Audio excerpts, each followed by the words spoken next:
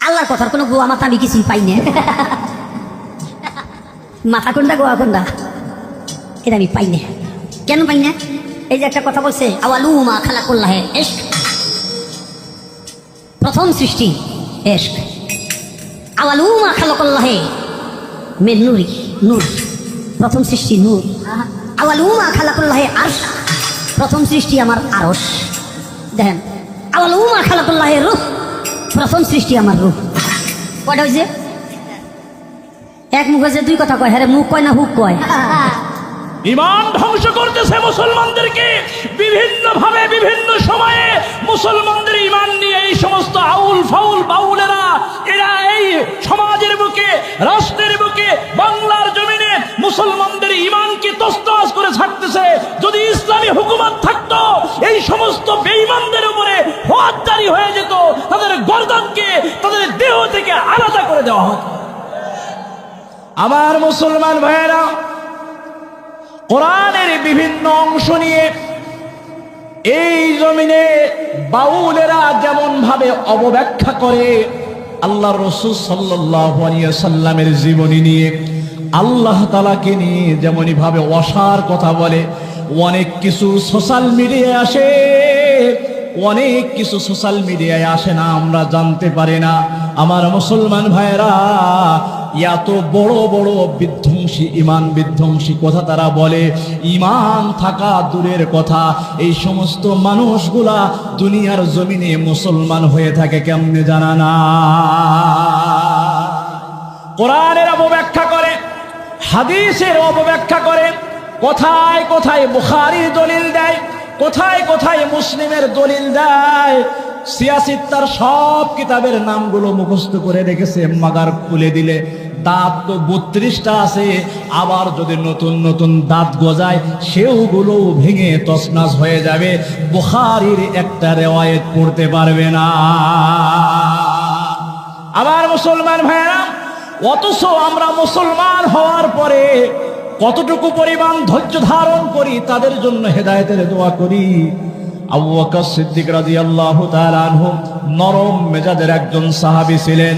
আল্লাহর হাবিব সাল্লাল্লাহু আলাইহি ওয়াসাল্লামের সোহবতে থেকে থেকে দিন শিখেছেন, ইসলাম শিখেছেন। এই নরম দিলের সাহাবী একদিন রাস্তা দিয়ে আস্তে আস্তে হেঁটে হেঁটে যাচ্ছে। আমার মুসলমান ভাইয়েরা, ওদিকে ইহুদি আলেম ফানহাস বিন আজুরা, সে ইহুদি কিতাব তাদের সহজাতিদেরকে, তাদের স্বজাতিদেরকে ইহুদি কিতাব, ইহুদিদের কিতাব পড়িয়ে পড়িয়ে শোনাচ্ছে।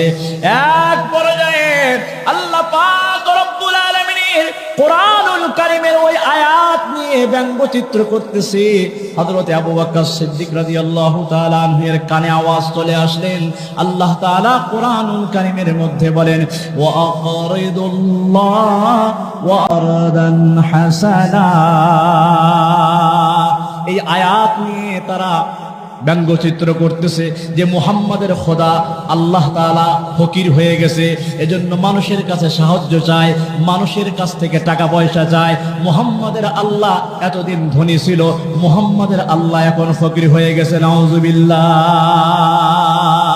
আমার মুসলমান ভাইয়েরা, এই সমস্ত কথাগুলো বর্তমান সময়ে বাউলেরা বলে।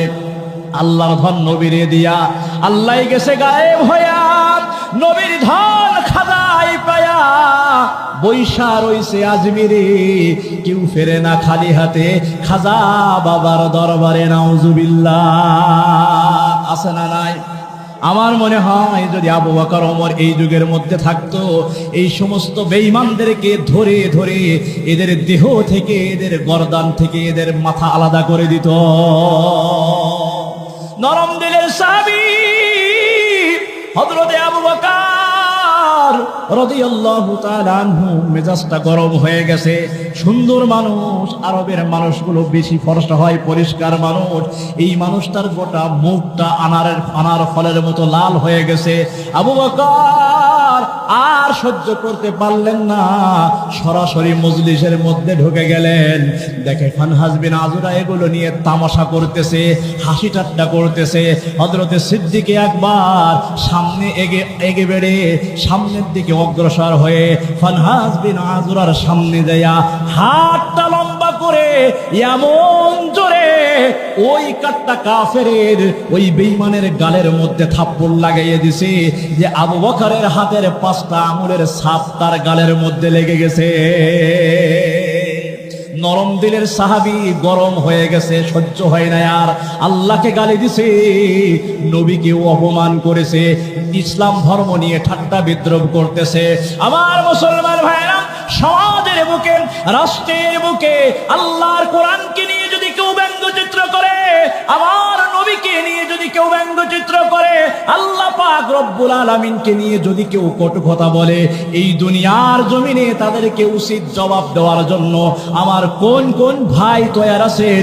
2টা হাত আমার মালিক আল্লাহকে দেখিয়ে দেয়।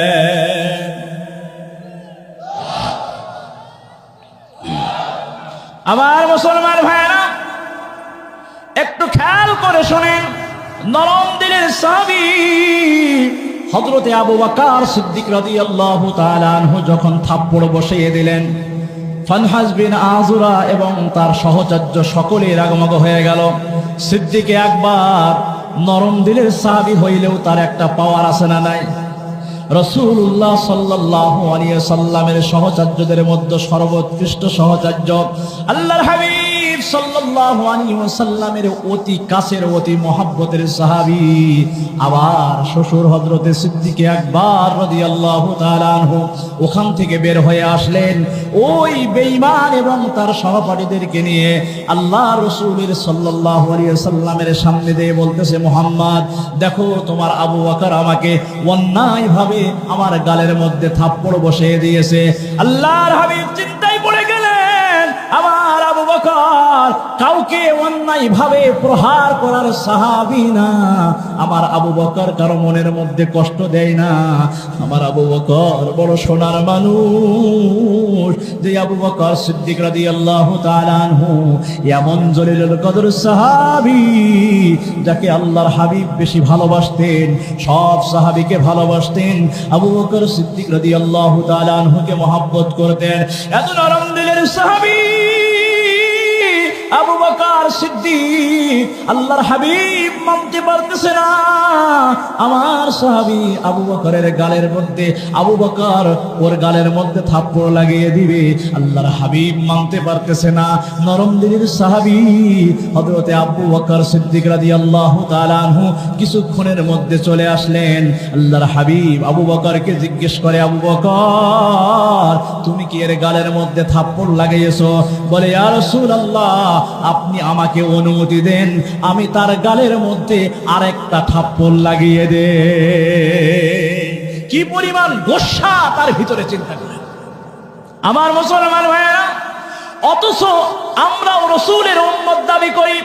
আপনার আমার সামনে ওলামায়ে কেরামকে নিয়ে ঠাট্টা মশকরা করা হয়, আল্লাহর কোরআনকে নিয়ে ঠাট্টা মশকরা করা হয়, রাসূলুল্লাহ সাল্লাল্লাহু আলাইহি ওয়াসাল্লামকে নিয়ে ঠাট্টা মশকরা করা হয়, আল্লাহ পাক রব্বুল আলামিনকে নিয়ে ঠাট্টা বিদ্রূপ করা হয়।